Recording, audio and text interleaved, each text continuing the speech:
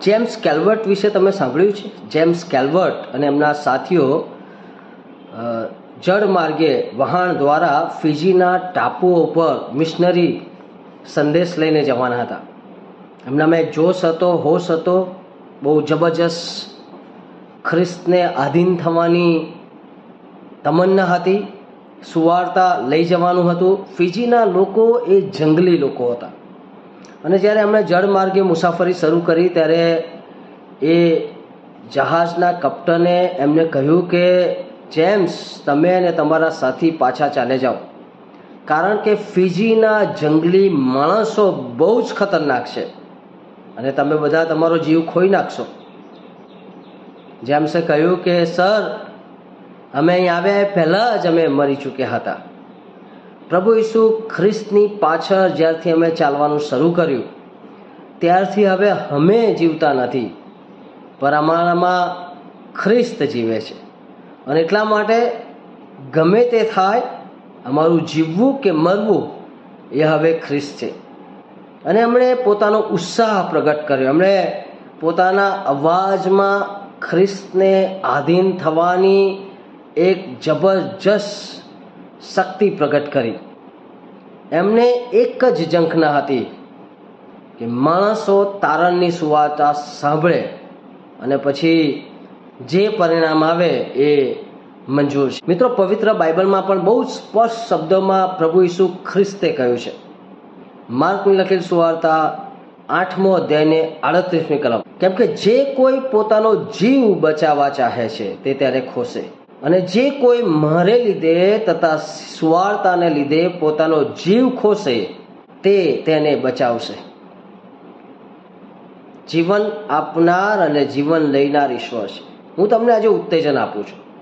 અસંખ્ય એવા લોકો છે જેમને આજે સુવાર્તાની જરૂર છે. કોઈક કારણોસર સુવાર્તા આપણી પાસેથી બીજા લોકો સુધી જતી નથી. કદાચ ભયનું વાતાવરણ છે, સુવાર્તા વિશેની યોગ્ય સમજ નથી, પવિત્ર વચનોમાં આપણે વધારે મજબૂત થયા નથી. પણ હું તમને ઉત્તેજન આપું છું, કોઈ પણ ભોગે ખ્રિસ્તની સુવાર્તા બીજાને આપવી એ દરેક ખ્રિસ્તી વ્યક્તિની ફરજ છે. કારણ કે પ્રભુ ઈસુ ખ્રિસ્તે આપણને એટલા માટે જ આ સંસારમાં મોકલ્યા છે. જો તમને અપમાનની બીક લાગે છે, ભય છે, કોઈ બીજા જ પ્રકારની સમસ્યાથી તમે ઘેરાયેલા છો, તો તમારે પ્રાર્થના કરવી જોઈએ. અને જેમ્સની જેમ ગમે તે થાય, ગમે તે ભોગે, એટ એની કોસ્ટ આપણે સુવાર્તા આપવી જોઈએ. કારણ કે સુવાર્તા એક એવી બાબત છે, પ્રભુ ઈસુ ખ્રિસ્તની જે વાત, એમાં જે તારણ પામનારું સામર્થ્ય છે. જ્યારે લોકો પાસે જાય છે ત્યારે જીવનો બદલાય છે. પાપમાંથી છુટકારો, ભૂંડાઈમાંથી છુટકારો, સદાકાળના ભયંકર શ્રાપમાંથી છુટકારો મેળવવા માટે દરેક વ્યક્તિએ સુવાર્તા સાંભળવી અને સુવાર્તાને ગ્રહણ કરવી એ જરૂરી છે.